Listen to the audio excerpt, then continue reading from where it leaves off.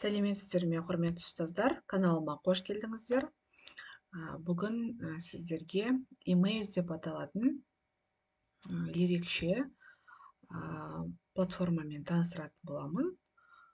Презентация жасауға арналған. Бұл платформамен жұмыс жасау үшін әрине бізге тіркелу қажет болады. Оны ең алдымен біз Google іздеу жолына Emaze деген сөзді енгіземіз да, бірінші сілтемеге басып, осы платформаға өтетін боламыз. Сәйкесінше бізге міндетті түрде бұл платформаға тіркелу керек болады. Автоматты түрде бізде Google біздің бұл бетті орысшаға аударып беріп тұр. Егер сіздерде орысшаға аударылмаған болса, оң жақ батырманы басып, перевести на русский язык деген батырманы басу керек. Сол кезде беттегі негізгі элементтердің барлығы орысшаға аударылатын болады. Енді тіркелу қарапайым Google аккаунттарыңыз арқылы тіркелсеңіздер болады. Енді бұл жерде сіздер түрлі презентацияларды, веб-сайттарды, дайын шаблондармен жұмыс жасасаңыздар болады. Фотоальбом, электронды карточкалар, түрлі тренингтерді көрсеңіздер болады. Біз енді бүгін презентацияларға тоқталатын боламыз. Енді бұл жерде түрлі презентациялардың түрлері бар. Негізінде өздеріңіз құрастырсаңыздар да болады, бірақ дайын шаблонды қолдануға да өте ыңғайлы. Мысалы, кез келген бір предварительный просмотр деп көрсек болады, кез келген презентацияны ішіндегі ұнағанын өзіміз таңдап ала аламыз. Мысалы, осы презентация коробочка түрінде, переходтары өте ерекше. Сәйкесінше мына жердегі суреттерді, мәтіндердің барлығын қазақшалап ауыстырып алуға болады. Және де өздеріңіздің ақпараттарыңызды енгізіп, осындай ерекше дизайндарды қолдансаңыздар болады. Менің ойымша өте ыңғайлы. Түстік цветовая гамма дейміз, ол түстік гаммасы өте ерекше жасалған. Дайын шаблондарды қолдануға болады.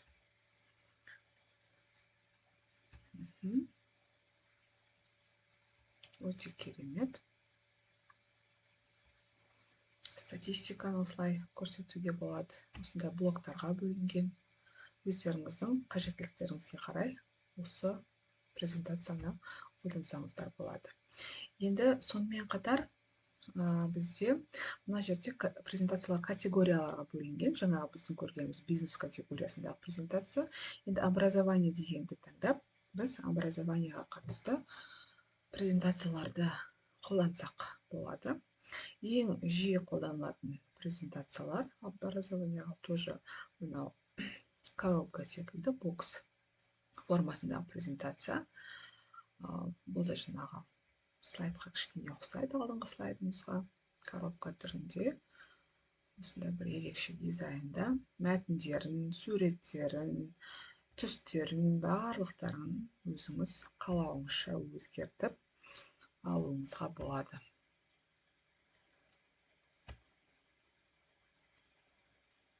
Дайын шаблондарды пайдалануға өте ыңғайлы платформа. Енді тағы бір жиі қайталанатын үлгі образование бөліміндегі, ол виртуальная школа. Тоже қарап көрсеңіздер болады.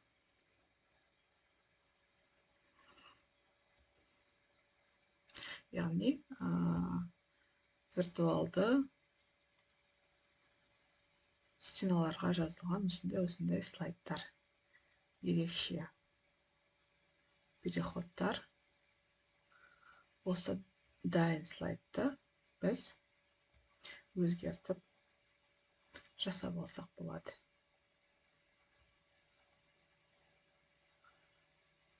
Видеода қосуға болады. Енді осы дайын слайдтарды өзгерту үшін не істейміз? Ол үшін біз редактировать деген батырмаға басамыз. Яғни осы дайын слайдты өзгертеміз.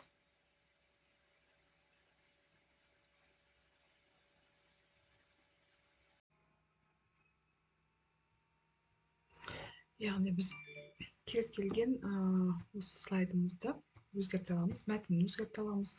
Мысалы,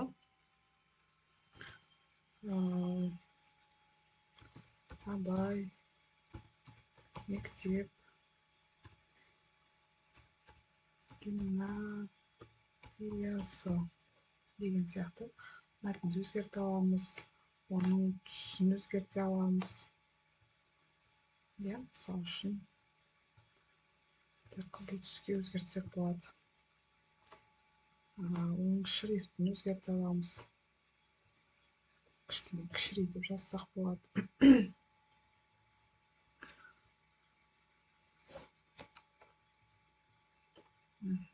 Одан кейін мына суретті өзгертсек болады. Мына мәтінді өзгертсек болады, немесе керек емесін алып тастауға болады. Мынауымыз тым кіші болып жатса, оны сәл үлкейтсек болады тағы да.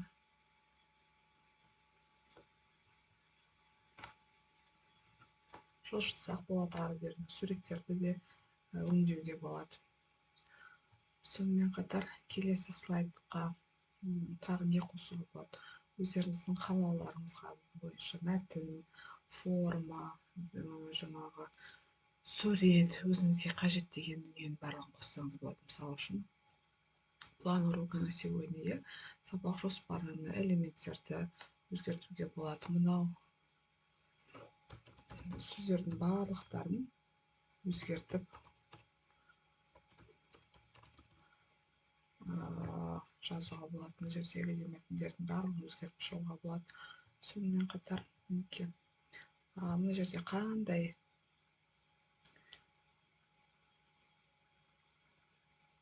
мәтін тұр, мынаның барлығын суретті қосып, мәтінді қосып, мына жерге өзіңізге қажетті суретті қосып, барлығын өзгертсеңіздер болады.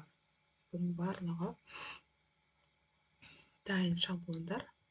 Сол себепті ішінен өзіңізге керегін, ұнағанын таңдап алып, енді бұл мысал ретінде жасалынып тұрғандықтан,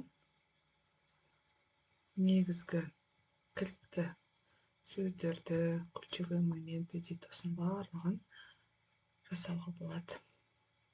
Одан кейін сохранить деп біз өзімізге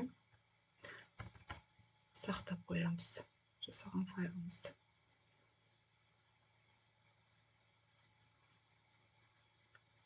Енді сақтаған файлымызды қалай таратамыз? Көп жағдайда әлеуметтік желілерге белгілері тұр, сол жерге таратуға болады. Болмаса линк деген, яғни сілтемені өзімізге көшіріп аламыз да, сол линк арқылы, сілтеме арқылы біз істейміз, тарата алады екенбіз.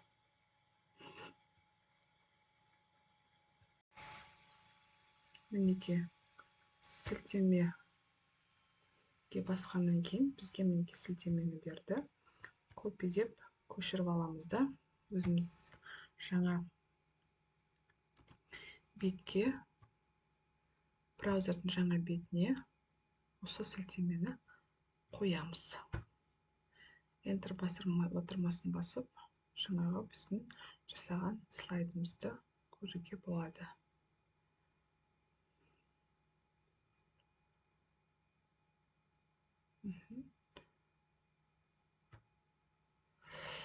Жерде грамматикалық қателер кетіп қалған, енді оны өздеріңіз мұқият байқап отырасыздар. Мәтінді енгізген кезде. Мінеке таймлайн шкаласы бойынша, сіздің таңдап алынған ғана слайдтарыңыз осы жерде көрсетілетін болады. Мінеке, құрметті студенттер, яғни осы сілтемені кез келген жерге қойып, онлайн форматта көре берсеңіздер болады, қолдана берсеңіздер болады. Сонымен қатар айтып өтетін жайт, бірден QR-кодқа ауыстырып алуға болады, немесе өзіңізге қажетті әлеуметтік желіге бірден жіберуге болады, почта арқылы жіберуге болады, сілтеме ретінде көшіріп алып, тағы өзіңізге қажетті жерге қойсаңыз болады. Немесе embed деген бұл мысалы бір сайтқа сайтыңызға қоям десеңіз, осы кодты өшіріп алып қойсаңыз болады. Кәделеріңізге жарасын, өздеріңіздің фантазияларыңызға қарай керемет дайын шаблондарды алып қолданып керектеріңізге жаратады деп ойлаймын. Назарларыңызға рахмет. Қазақша контентті қолдап бөлісіп отыруды ұмытпаңыздар.